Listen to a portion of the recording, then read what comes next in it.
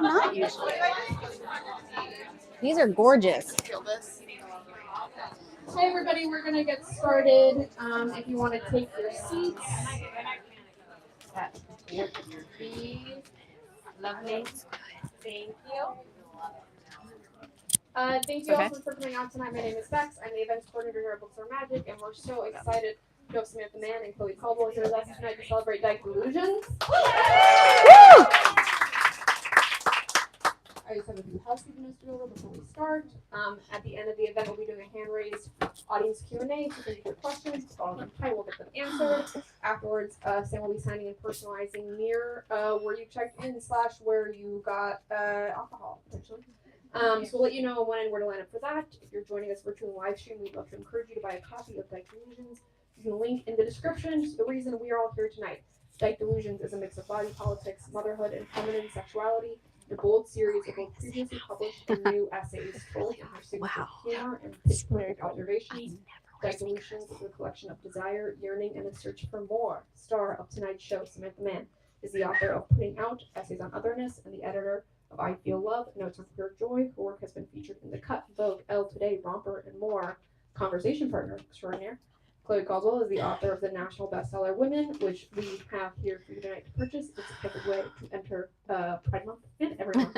And it'll fit in your back pocket, much like a t-shirt or bandana. But Depending on what kind of pants you wear. I mean, you're a dyke. Yeah. Chloe Caldwell is the author of Women, and her next book, Trying, is forthcoming from Grey Wolf in August, which we're also secretly doing the for. So keep an eye out for that. She's also the author of books I'll Tell You in Portion, Red Zone, and Legs Get Led Astray. But any further ado, please join me in the warmest welcome to Sam and Chloe. Do you want me to? Yeah. Hi, everyone. Thank you so much for coming to honor this amazing writer and friend. I think we're going to begin with Sam doing a little bit of a reading from Dyke Delusions. Who here has read the book already? Great. So this is fresh material for most people. That's so exciting. And I remember when Sam, I remember getting a text from you. I want to say it was last summer.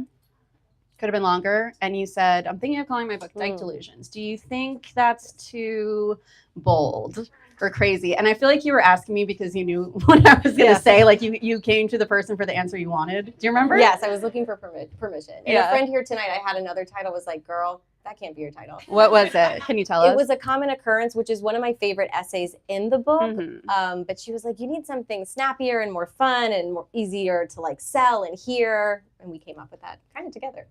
Yeah. And I remember getting that text and I said, go for it. It'll look good on a book. It's so fun. It's really, really perfect. And now look at you. You have the Dyke t-shirt on. So congratulations on your book. Congratulations. And thank you for bringing High Noons. It's like, what an amazing event you're putting on. We're bringing glamour back to literary people. Okay, so take it away. First of all, thank you so much, Chloe, for being here. Thank you, Books Are Magic, for hosting. Thank you all for showing up. This is so nice. And the YouTube and the people on live stream. And everybody on the live stream. Liz in California. Sorry you couldn't be here. Okay. Can you guys hear me okay with this? Yes. That's good. I am going to be reading an abridged version of my author's note at the beginning, which I didn't write until the whole collection was done. I thought I was finished. And then I realized I had this title, Dyke Delusions, and I have such a complicated history with the word, as many of us do. And I was like, I haven't written about this at all. So this is an abbreviated version of my author's note, which is titled On Dykes, Reclaiming and Solace.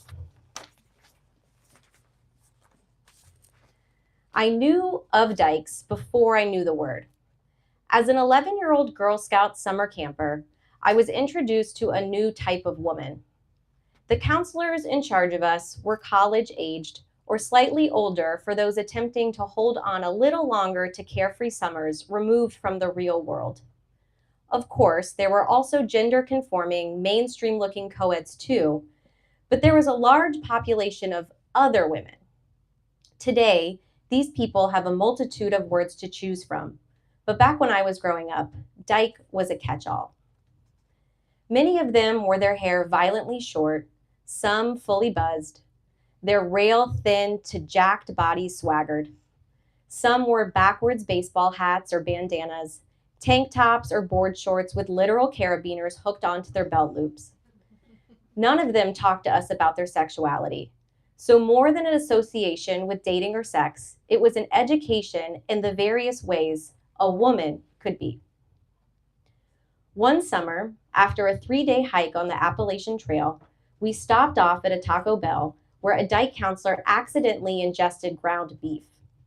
A longtime vegetarian, she cried for the remaining hour ride back to camp. I wish I cared about anything as much as she cared about the well-being of animals. At fireside jams, the Dykes belted the Cranberries, Sheryl Crow, and Madonna. Their laughter howled like wolves. Their farts and burps bellowed. They encouraged us to climb, play with fire, and scream at the moon. The Dykes were unladylike in the most intoxicating way. It was beautiful to bask amongst them.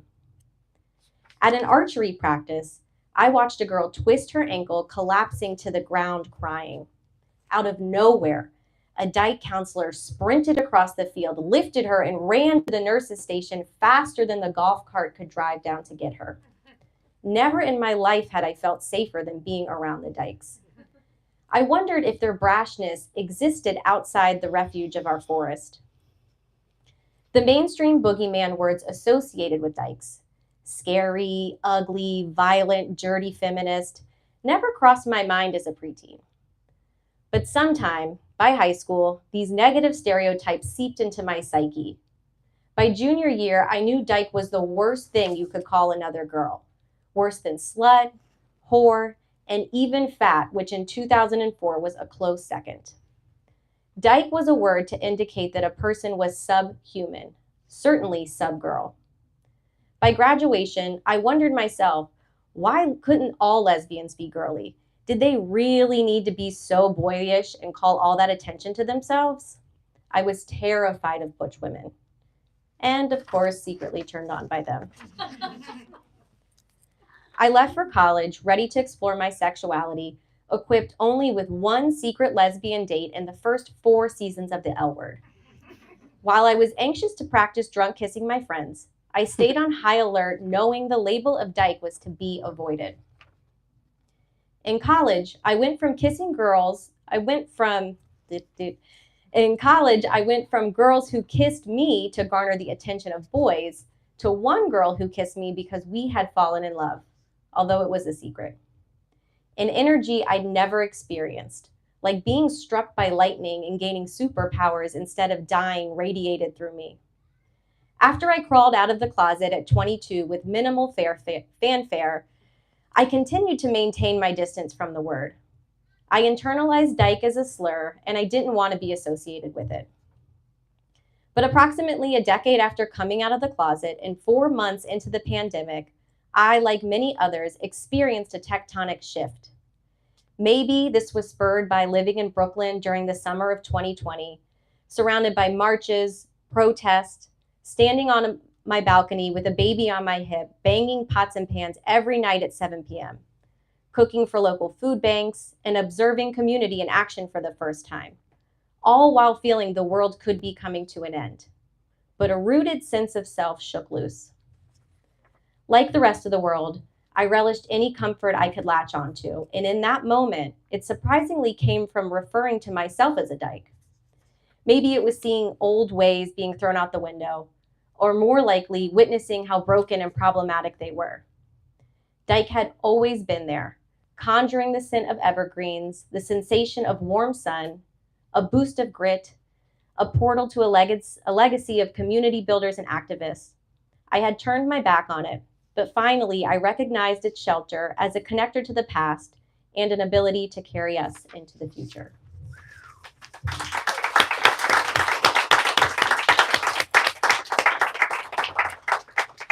Thank you, Sam.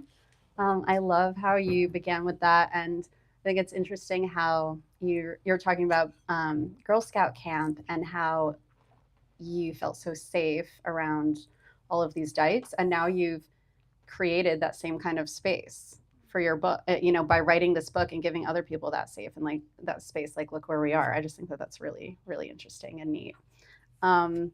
So in that piece, I'm really interested that you use the word solace, and you talk about like the word Dyke and it giving you solace. And you say this collection is an attempt to expand from reclaiming Dyke to reconsideration of other parts of myself I was taught to internalize with shame and rigid rules. So in the collection, it's so fascinating. Like every essay really goes into some sort of taboo. There's being a woman who, you think that you should want to get pregnant, but you actually don't want to. There's disordered eating, there's sexual assault, there's IUI, there's abortion, there's feeling like an other mother. So I just want to talk to you about that and like how I know a lot of these essays have been published online, and this has been like many years coming, and how it all came to be, how you were thinking about the collection when you started to put it together, and at what point you knew it was a collection. Because I know when you were writing it too and putting it together over the past few years, the political landscape, you didn't know it was going to look exactly like how it looks right now. But the timing is really interesting to have like this amazing essay collection that's touching on all of these topics. Okay. Yeah, I just think there was speak a little on. multi-pronged. I think I got it. Just speak on. I'll start with the top. I think I got. Yeah, I mean, I just think like putting together the collection, like at what point, because like I said, a lot of these have been published online. So when were you like, I think this is actually going to be a book, and how you approached it? Yes. So after my first book, I did what I do, which is I kept writing essays and I kept trying to get them published, because some of us have a disease where we need to get an occasional yes from some like outer internal source. And we also like to write. So I have both of those diseases. So I kept doing the thing that I know how to do. And I simultaneously was healing from this very traumatic assault that I didn't want to write a memoir about. And I thought we had enough of that. We know what women being assaulted looks like. We know we have a lot of stories about it, and I think that's great. So I had this like one part of my life that was moving forward, and then this background part of my life that I was like healing and getting together. So I kind of tried to combine the two, in that this is more of a full picture of a person who is healing from assault, but is also doing other things. She's trying to get pregnant. She's trying to be a good friend. She's trying to deal with her body. And they're all related, but that's not the main story. So I think in my head, I knew I had a lot of essays that I liked out there. And I knew I had this memoir in the background that I didn't want it to be a memoir. And hadn't you written that memoir? Because I remember. You read that, yes. Yeah, we worked on it. And this was like 2020? Okay. Yeah. And we were working on it. And then I do remember some time went by, and this was around the time too when you put out the anthology, or you had the idea to put out the anthology, Queer Joy, or I Feel Joy. Mm-hmm. And you were like, I'm sick of everything being depressing, right? Remember? Yes, that is what it was. So I also, during COVID, we put together I Feel Love, Notes on Queer Joy, which is an anthology from writers and non-writers about their experience with queer joy. And it was such a dark time anyway. And I was going through, like many women, a healing movement during Me Too, which was so fucking weird and triggering and terrible. And I just didn't want to write from that anymore. And I had moved. I felt so much lighter that I wanted to include it in my life, because it is a thing that is part of my life, but it's not the thing of my life. And I also really love old school essay collections, which aren't really a super sellable thing anymore in mainstream publishing. Mainstream publishing really wants an essay collection that has a tight theme. So the whole thing should be about assault, or it should all be about parenting, or it should all be about your journey with whatever. And I really came up, as a young person reading old school essay collections where each one did its own thing. And of course, they're written by one person, so they all have some similar vibe or theme or tie. So I was also really looking to write something that I like to read, which is something you can open it up, you can read one, you can close it, you can come back 6 months later and open it up and read something else, and they're all really stand nicely on their own. You don't have to read anything start to finish. You can also, what I like about essay collections, and specifically this one, you can go to any essay depending on what you're struggling with, because to your point, it is so broad. There's so many different things. Like, you can read about like, trauma from like being in a sorority, or the first time you were called a dyke, or your abortion, or bringing a friend to an abortion, but then when you get to like the chapter of your life where you're thinking about queer family making, there's a section for that too. So I really just appreciate that. Yeah, I think a fun way to think about it's like it's a tarot card deck for dykes. Yeah, for dykes, and just That's that's what essay collections kind of could be. And I wish we could bring that back more. It's like, and I think what's so nice about essay and what I've always loved about it is if you're having a hard time with family planning, but you're not a dyke, and you open a random page in this book, essay, you'll probably find something that's going to make you think about something in your own life that could be helpful. And I think that's what's so great about essay is like connecting to somebody's theme or feeling or idea, and they're so unrelated to you. So that's something I've always loved about Yeah, that's essay. cool. You can open, to anyone and be like, this is probably the one I'm supposed to read. So that's a fun game you can play with Dyke Delusions when you Let get me home know how tonight. that goes. That's a good bar game too when you're on your next, hinge date. What essay was the most difficult for you to write, or like that gave you the most headache and you had to do a lot of revision on, or maybe the topic was like more challenging to approach? My favorite essay, and the one that I sat with the longest and wasn't finished, was A Common Occurrence. And in A Common Occurrence, I talk very specifically about specific awful things that have happened to me in my life and how they feel so mine, but all of them are kind of a common occurrence for most women in some format. So I did have to really like start back to childhood and just think about, all the bad stuff, all the assaults, all the men, all that kind of stuff. And it was hard because I liked it, but it didn't go anywhere. It kind of just ended on the idea that bad things are a common occurrence. And then one day, the best thing that happens when you're writing is when something just clicks and you put the thing together. I see a lot of people nodding. I also realized that another common occurrence, which is so obvious, is like healing and love and taking good care of yourself. So I was able to then write about that and what that looks like in my life now. So to come up with a full circle moment of a common occurrence, starting with such a negative thing and ending in such like a beautiful thing that everybody also has access to, felt great. Yeah, I like that a lot. Thank you. I think it's really neat that you had such a strong vision for what you wanted your book to be, of like, okay, well, these other stories already exist. What can I bring that's new to people? I think that's really cool. You open the book with your epigraph is Virginia Woolf, and it had me thinking about, it's very, really gay. I mean, how else are you going to open Dyke Delusions? Really? You'd be crazy not to. And let me tell you, like many people, I loved Virginia Woolf when I was like 12. Right. And it's just like, you don't know why. And then you don't even know that she's kind of gay until you're like older. And then you're like, yes.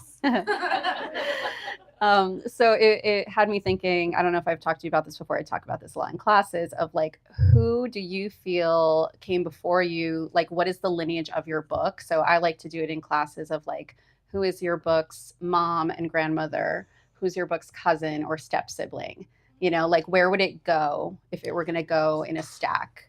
It's a very hard question. I know. I wish you had told me that question before. Yeah. I would have had a really good answer. I will say that's why I did.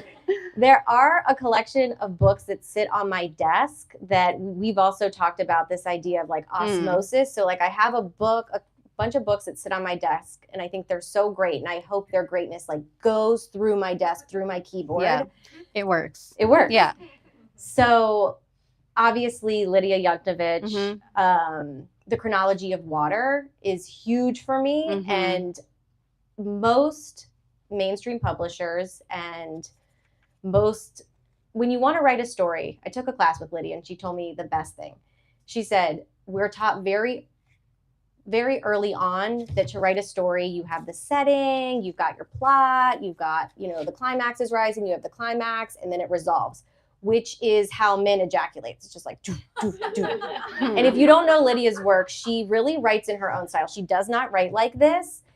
And she talks a lot about how women orgasm in like waves and Yeah. different types of movement. She writes like this versus like this. And her Right? whole, yes, You know? and her whole It's- thing in the class was like, you need to make sure you're writing in a way that is true to yourself and you're not jamming it into this thing that we've been given. So her book sits on my desk because every time I think I should be doing more of this action, but I'm feeling like I should do my own thing, it's like just a good reminder to just do your own thing and tell your story in a way that unfolds and makes sense for you, because it'll make sense for other people. So maybe Lydia, maybe the Reading the Waves or Chronology of Water is your book's mom Yeah, I would say that's my book for now. Yeah. Yes. You can change it at any point. Yeah. Okay. Okay. Daughter? We don't know. We don't know daughters. Okay, so- we'll do it later. But I will say also, I guess I have a cousin. Yeah. So the book's Oh, cousin. no, perfect. I had cousin written down. Oh, okay. Yeah, no, that's part of it. The book's cousin is a book that people might not be as familiar with. It's called When I Spoke in Tongues by Jessica Wilbanks, who Don't was know one it. of my favorite teachers. And she's such a beautiful lyrical essayist. And I just think her sentences are so beautiful that I always want that around. And she writes about like queer stuff. And she also writes a lot about, she grew up in a Pentecostal church and she knew it never fit her, but she tried to make herself jam it in. Mm-hmm. So she also writes from a place of like knowing what's right for you internally, but having spent a long time not listening to yourself. Yeah. Oh, that's really nice. So it has a mom and a cousin. Yes. What reader do you have in mind for this book? Like, it's sort of fun to think about. I don't think that's good to think about when you're writing, but now that we have the book here and you're holding it on your lap, like, who is your ideal, Dyke reader for this? I would say my ideal reader, Or non-Dyke, sorry. whoever, but yeah, I think it is great for anybody, obviously, but really, if you are like younger and really going through the shit and struggling, I think this could be for you. Just because I feel so differently now in my late 30s than I did in my late 20s. And there is this sense, I think particularly if you're a writer, a young writer really going through it, where you're like, well, shit, if I take care of all of my stuff, what will I have left? What will I be able to write about? What will I be able to pull from? And there's this great shirt that we all love called Do It for the Memoir, Oh, yeah. Kat Cohen shirt. And we love it. And it's so funny. And I do think it's true. Like, you should have experiences just to write about them. I think that's great and fun. But there should also be a shirt that says, like, take very good care of yourself. You will find something else Merch. to write about. You should make merch. I promise you'll find something else to write about. That's funny. So That's really funny. You should do like competition merch with you for the memoir. Like, you have both shirts, That's really funny. I thought you were going to say we all love the shirt become gay. I didn't realize where you were going with that. That Okay. we just agree with. Okay. Let's talk about the essay that is about moms and horniness. That was new to me. That one's not published online, is it? No, it's actually, so I have a background. I'm a clinical psychologist pretty much. I have my master's in psychology, my undergrad in psychology. So I did a lot of research. I had to do a lot of research. I had to read a lot of research, do a lot of research projects. And I love research papers. And I'm always thinking about like, what's a more interesting way to write this essay? So there's an essay that's written as a true That's cool. research paper that I had somebody run the stats for. There are graphs. There's visuals. Yeah. There's visuals called How Horny Are Moms? And it kind of looks at the idea that we've been given, which is like moms are psychotically horny or they're, totally frozen. Never going to have sex again. Yeah, never going to have sex again. So I was like, I'm going to do a research paper to see how horny are moms compared to, what's so funny actually, to women who don't have children.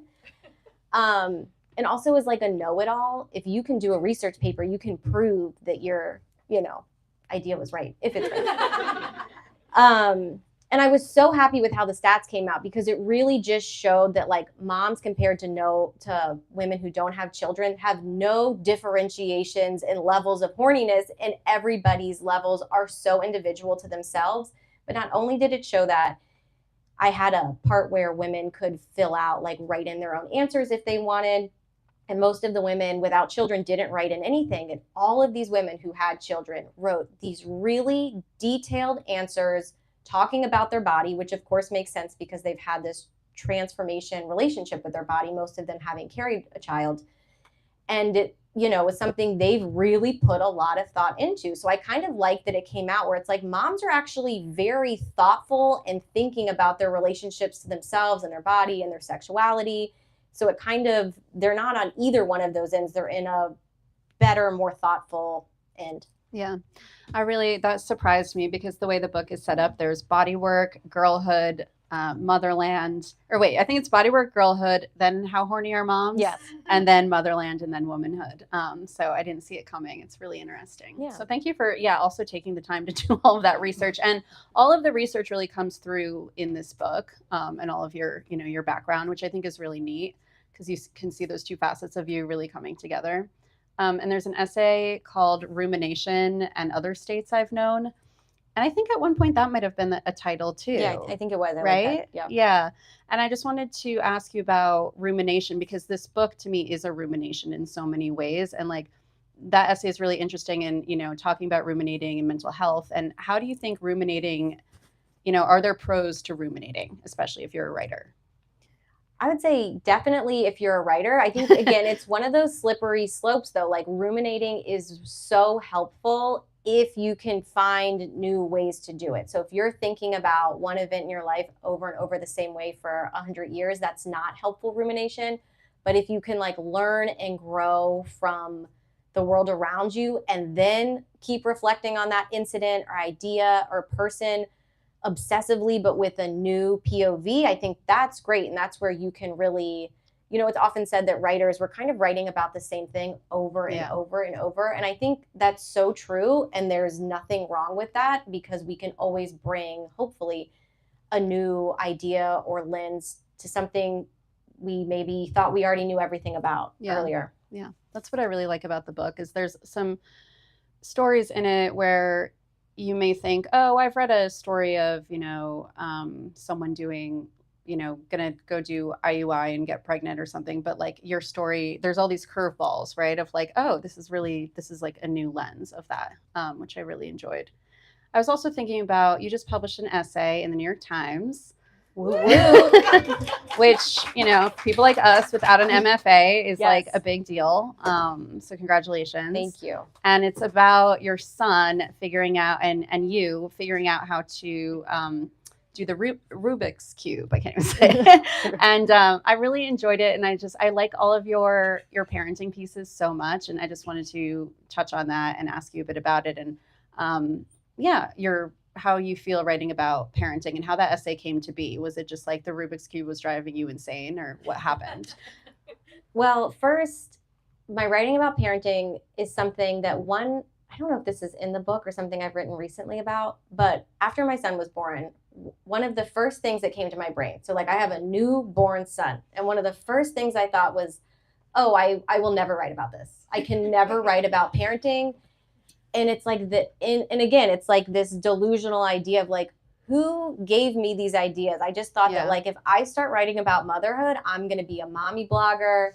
No one's going to take me seriously. That phase. I remember when you were feeling that. Yeah, like I'm a hardcore trauma writer. I can't be writing about diapers and whatever. Yeah, you published an essay on Romper years ago. We were both writing some stuff for Romper, and you were like, this is mortifying, and I'm not excited about it. I don't even want to share it. And I was like, it's fine. It's no big deal. And it's not only no big deal. It's like a universal experience. You have a parent or you are a parent. You know a parent. It's like saying you're not going to write about a breakup or something. Yeah. You know what I mean? And it's actually like so radical to do the opposite because we've been taught that like writing about things that are mostly for women are silly and frivolous, and that's clearly not true. So I feel glad that I finally have like leaned in and undone that delusion as well. Mm-hmm. But for that essay, I had been pitching to letter recommendation every other month for like 10 months. And for those of you who don't know, that's a series in the New York Times where you can recommend something, anything. And for those of you who get one no from an editor and don't write them again, you're making a mistake. If somebody emails you back something nice, you email them again and again and again. And I was talking to Amelia, who is here tonight, and I was just telling her about my Rubik's Cube, and we were also talking about how I wasn't getting pitched here or something. And she was like, your Rubik's Cube would be a great idea. So it's good to talk to your friends also obsessively about all your writing stuff, because they really help you come up with pitches and ideas. Yeah, you gave me a writing tip once, which I passed to my students, which is like, if you send one pitch and you get a no, have 4 more pitches ready and just shoot those off immediately. I never used to do that, and now I call it the Samantha Mann. It's great. Especially because sometimes they'll say like, this isn't for me, but let me know if you have anything else. And it's like, I got a lot else. Yeah. Let me show you what else I got. Right. It's like, I hope you're not saying that as platitude, because here it comes. Here it comes. Okay. If there was like a Dyke icon that you could give this book to, like hand it to, Roxanne who would it Gay. Really? Yes. Nice. You've thought about this. No, I knew. Cool. Great. I Sorry, wasn't was that expecting too that. quick? No, Was there a second part? I was just curious. I wasn't expecting it. Nope, no second part. Yeah, no, Roxanne Gay is great. She's so smart. She also is one of Makes a lot of the sense. big people left in our community that I feel like isn't so worried about hurting people's feelings, and she's not worried that her opinions are going to get her canceled. Not that she has like tons of opinions that would get her canceled, but I feel like we all need to lean into that a little bit more. So I think she's also just does so much for the writing community. She's really a community builder. So yeah. So you have a lot of thoughts on the word dyke, obviously. What are your thoughts on the word sapphic? Because I've seen this be like, it's kind of been like a hot controversial thing lately. Like I saw, Ezra Cooper post about it and was, asking everyone for their opinion. So I was just curious about yours. I think it's a really fun, great word. I have no issue with it. I think the issue that we're having as a community is policing each other too much. So I would really tell everybody to leave everybody alone. Let people call themselves whatever they want to call themselves. I really think more is more. And I see so much policing of like, I even saw something online of like a very young person telling like a 60-year-old trans person that calling themselves a tranny was offensive. And he was like, you have no idea what my life has been like, what I've been through. Like, I will call myself whatever I want to call myself. So I think we just need to be really careful in policing each other and have more fun with language in general. Yeah, cool. I was hoping you would say that. Were there any essays that were cut from this book? Yes. And actually, what's hard about making an essay collection is that your life is continuing forward. So you really have to decide, and this is something you've taught me, it's really helpful to pick, where does this thing end? Yeah. So I think I knew it should end around the time that my son was like 3-ish. So that was helpful. Yeah, that's cool. Were there any that you were worried about including? I mean, you published a lot of taboo topics already and like pretty heavy hitters like Vogue, and you've been doing that for a couple years. So I feel like you've probably built up a muscle over time. Yes, I've built up a muscle. And I think what I realized when I published my first book, it was like the first time I had publicly talked about like cutting and hating myself and disordered eating and kind of being slutty in college. And I was so scared that the people that were close to me were going to like think something weird about me, or that new people were going to say weird stuff to me. But like the only thing that has happened is that like sometimes somebody will reach out and say like, I've experienced this. It was really nice to read about. So that's been great. And then also people in your family and your good friends, I feel like you just feel closer to them. And no one has ever said anything to my face. So I feel like over time I've become more emboldened, because people really don't say the stuff that you think they're going to say to your face. Yeah, that's so. Sometimes they send you a weird email, but yeah. That's okay. But yeah, we can all deal with that. Let's talk a little bit more about you choosing the word delusions too. We've talked about Dyke, but like what other delusions, you've referenced a couple in this conversation. What other delusions do you think that we all are functioning under and that you've included in the book? Like I've already pointed this out, but like thinking that you should want to carry a baby and then realizing you don't, like that's one. How present was the word delusion and being delusional for you when you were putting this all together? now that I can see the whole collection, I think the whole collection is kind of like reclaiming the idea of like who is delusional here, and it's often like not us. So I think generally all of it should be flipped. Like the reasons I hated my body were like from cultural stuff telling me I wasn't thin enough or pretty enough or whatever, or just comparing myself. And again, being a lesbian is like gross and nasty and ooh, how could you? That's like none of that's coming from inside. How could you want to be a mom if you don't want to be pregnant? That's so weird. That doesn't make any sense. So I think, you know, the whole book is about overcoming these delusions and realizing that like culture and society is delusional because it's so much easier that way, just to keep everybody in these nice, narrow little boxes. And realizing that like the good things about yourself and the truth about yourself are stuff that you've always already known about yourself and is not weird or bad. Yeah, that's nice. Delusion, I mean, it can be really healthy. You know, I feel like delusion's now having a moment because people are like, you know, it's what gets you to finishing a book, a lot of people say, right? Yes, definitely. Because Or like you have to be yes. delusional enough that Right. you'll finish it, that maybe you'll publish it. Right. Yeah. Yes. Maybe someone will read it. Yeah. Mm-hmm. Let me think what else is kind of, okay. So we are going to go to the Q&A, and you can say the question. I'll repeat the question just for the people on live stream. The question can be for me or Sam or both of us. Anybody? Go ahead. Hey, thank you so much, Chloe, for this lovely conversation with Sam. I'm so excited to read the book. I loved the discussion about structure and like what Lydia shared with you about like the patriarchal climax, and then you talked about Lydia's essays moving more like these waves. And I was curious, Sam, if you think about like your essays as having a particular shape, and, or if that shape shifts. I think that shape Just make shifts. sure you repeat the question. Oh, Wait. So the question is about, we talked before about Lydia Yuknovich and how she talks about different shapes and how it can be very hetero to do like the climax and then the drop, and how her essays and her books are more like waves or kind of like spiraling. So can you talk about shape and how you approached it with your essays and maybe even the shape of the book as a whole?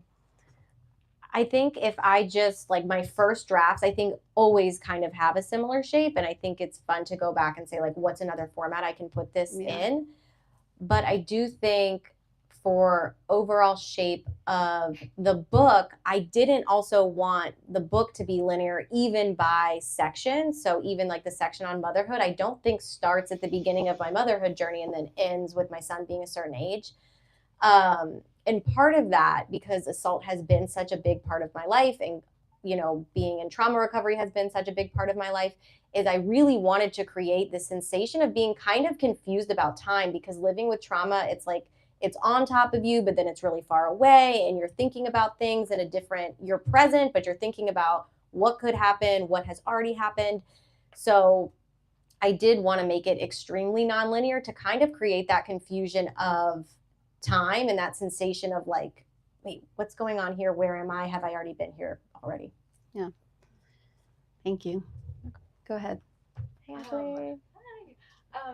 Okay, so obviously you have a very robust publishing career with multiple books and then like your New York Times piece, etc. And I'm so curious how you navigate this sort of like, I don't know if you would cut maybe like a buzz or like gratification or just excitement of your work being out there, but then the need to like pull deeply inward to write, or that I think of as like an inherent part of writing. Like how do you enjoy the sort of outward facing stuff and then like pull it back in? So the question is, how do you navigate being out there and getting maybe some validation and gratification for your work and doing stuff like this when you're being called to go more inward into the actual writing of it all? Because of Sam, you know, you've published so widely. I think that, what's the first part? Hold on, wait, I have an answer for this. I think not having, and Chloe, I would love to hear your thoughts on this also, not having an MFA is great because you don't know what you don't know. So like the fact that I've published a lot doesn't even mean anything because I have nothing to stack it against. I think the internal part is something that I've always written, even as like a tiny person, and will always do and need to do. But the yes of figuring out a piece feels just as good as the yes of getting somebody from the Times to say yes. And I think it's different for everybody, but like the things that are most reinforcing for me is that yes, getting a yes from somebody that I'm not sure that I should be getting it from. So that's the external piece for me, more than like the day that it's published. Like I'm happy that I can send it to my friends and my family, but getting that yes feels like very specific to me, and figuring out what I'm trying to say feel very specific to me. So they're both reinforcing. How do you feel? I think I've heard from people like there's years for like publishing and years for writing. So you can take that on a smaller scale and maybe it's months, right? So it's like, oh, this month, you know, I'm publishing something and talking to people about it and doing an event. So that means next month I'll protect my time, my writing time. I think it comes down to protection, and we can all lean the other way and be, you know, more social and on Instagram, etc. So it's just trying to really, really protect your time. So I just kind of watch what other writers who are really prolific do and see how they are with their boundaries and their time, and make sure I'm not neglecting that part, which of course we all do. But I tried to be aware of it. Yeah.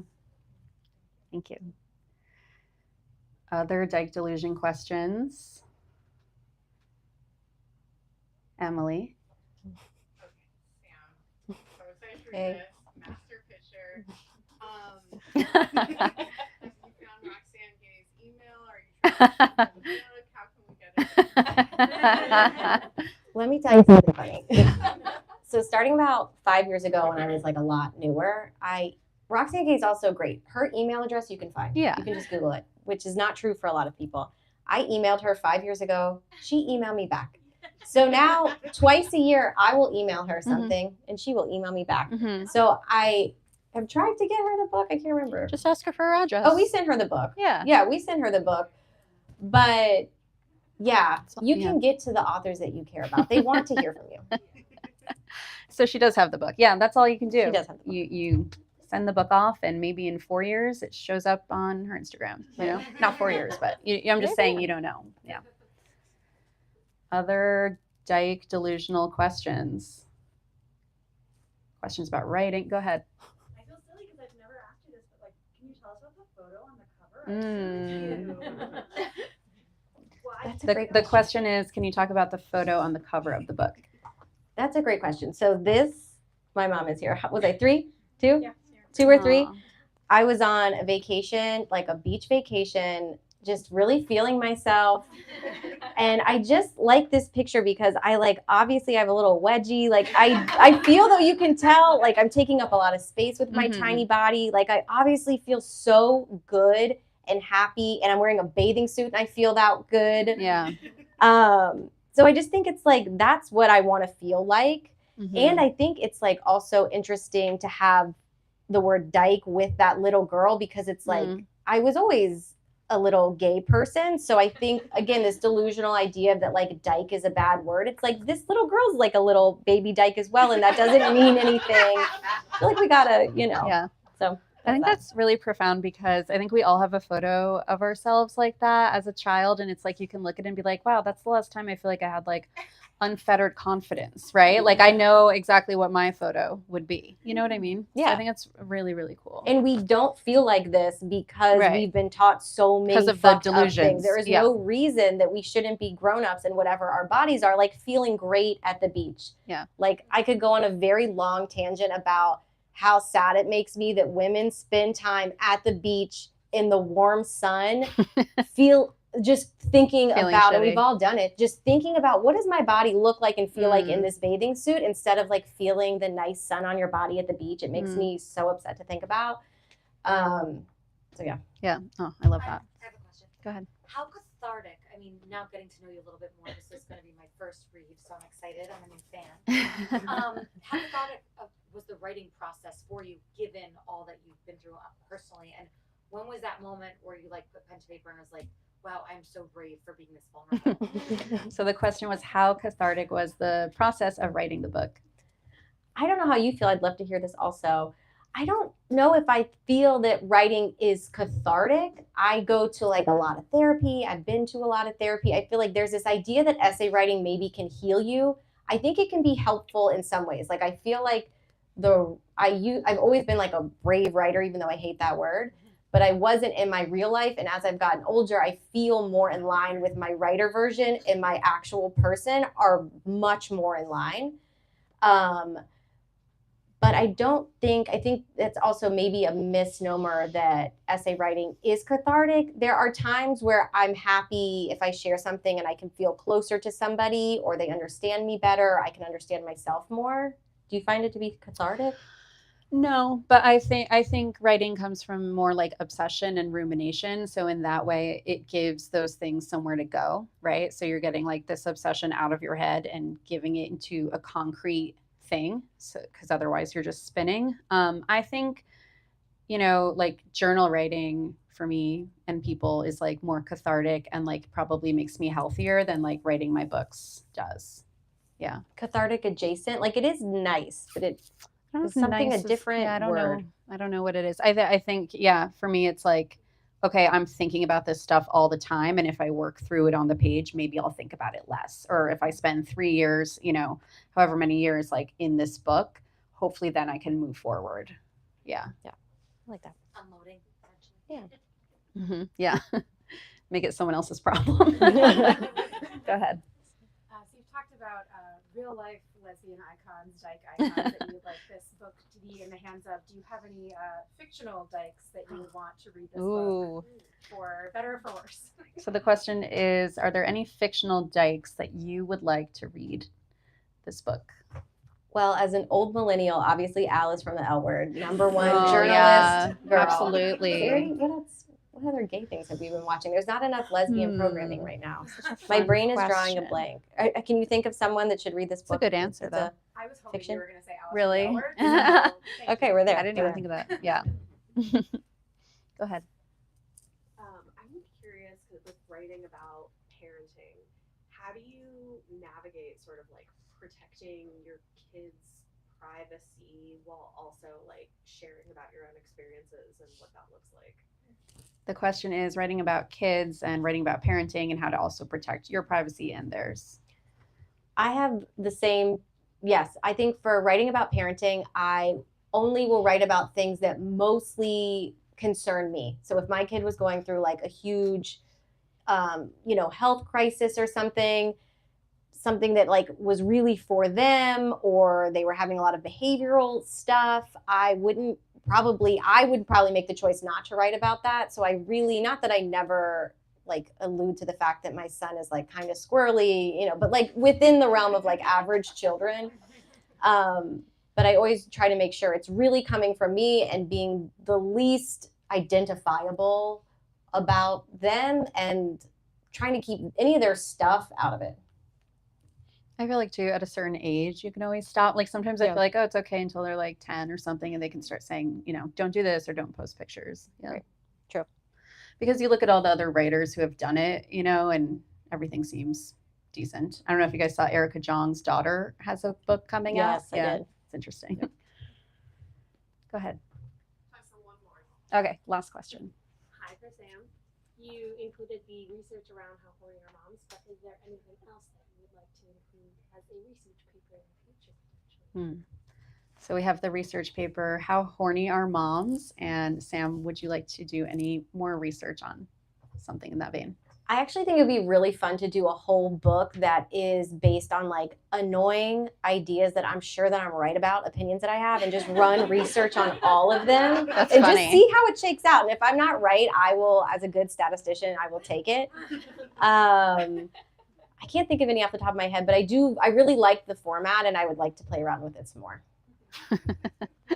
We'll be waiting for it. Maybe that's your whole next book Maybe. concept. That's really, what did you say? Things I think I'm right about that are annoying. What was it? Because that's a good title. That's why I'm asking. We'll workshop it. Okay. Well, thanks so much, everyone, for your attention to this amazing book. Please get it signed. Sam is going to be over where the alcohol was, signing Dyke Delusions. Thank you, Sam. Thank you. Thank you, Books Are Magic. We're going to Bohemian Bar after if anybody wants to come. Thank you all so much for coming out tonight. Thank you to Sam and Chloe everybody for being with us. If you're still listening to the live stream description, you can buy a copy of the book in the link. If you're with us here, you can buy a copy of both Sam's book and Chloe's book at the register. Indeed, Sam will be signing where my coworker Ben is now pointing at the little drop-down desk. We just ask you all to hold still for a second while we get Sam back there and ready for the signing line. And then after that, you can get up and then we'll pick up your chair. So please make sure to grab your belongings and have a good night. Thank you. Thank you. Thank you. Thank you.